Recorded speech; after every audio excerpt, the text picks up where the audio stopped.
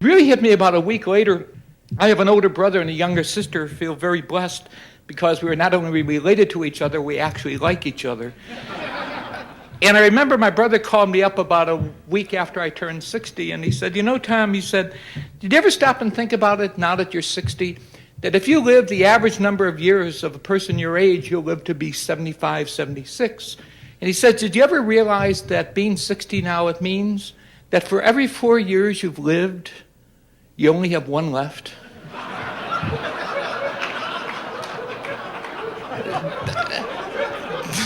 That is called Irish optimism. But it also makes me aware that, for instance, any of you who are 50, for every 2 years you've lived, you've got one left.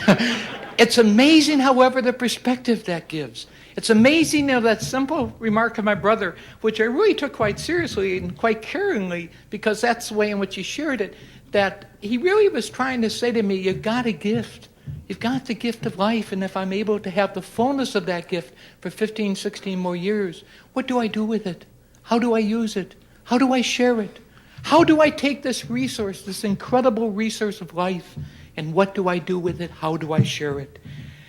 I think it also hit me some years ago, and that question of what do I do with the gift of life really hit home to me, in fact, 17, 18 years ago, when I went in for surgery for a major operation. I had gone in previously when they discovered they had to do far more radical surgery, and there was a 2-week period in there between the two surgeries. And I remember during those 2 weeks, the things I did just amazed me. I cleaned my room, balanced my checkbook, kept a diary. You always keep a journal at critical times. And as I look at that journal now, it's amazing. If any of you have ever done that, you make promises. If God's good to you, it's amazing what you're going to do in return. It's amazing. I still have that diary, that journal, and I read it. And there are still some promises to keep. But I still remember going in for that surgery, being quite frightened, quite uncertain. I remember being anointed. I remember being with friends. And most of all, I remember being wheeled into the surgical room. And when you're wheeled into the surgical room, the only thing you have on is a hospital gown, which is the closest thing to nothing I know of. And as you're wheeled into the surgical room, it suddenly dawned on me, when you're in that surgery room, it doesn't matter who you are. It doesn't matter one darn bit what you own. What matters at that moment in time is a competent surgical staff and a good and gracious God. Those moments, uncertain and fragile as they are, become moments of grace. But after that particular moment, that experience in my life, from which I came out very, very fortunate, it prompted me to ask another question. It prompted me to ask the question, what do I own and what owns me? At the heart of stewardship, in my own reflections and my own search for how it touches my life, it's prompted me to ask that question more than once. What do I own and what owns me? Sure, you and I own a lot of things legally, juridically, but the question I think that's behind stewardship is, of all the things that we juridically own, what owns us? What owns me? And that is not only the physical things, it can be the other realities. It can be relationships, it can be sexuality. It can be our dependence on liquor or drugs. It can be 1,001 things. The critical question in stewardship is, what do I own and what owns me?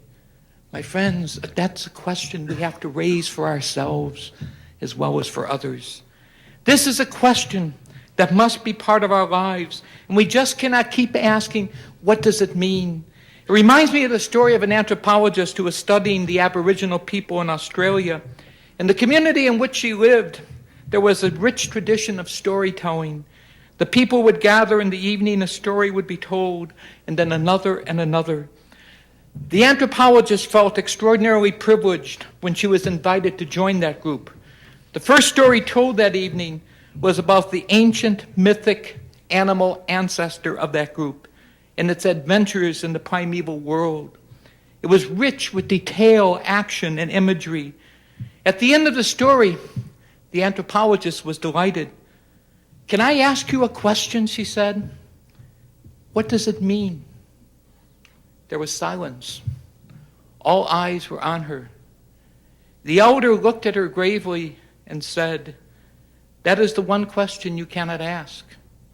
It was a long time before she was invited again. She had asked the wrong question.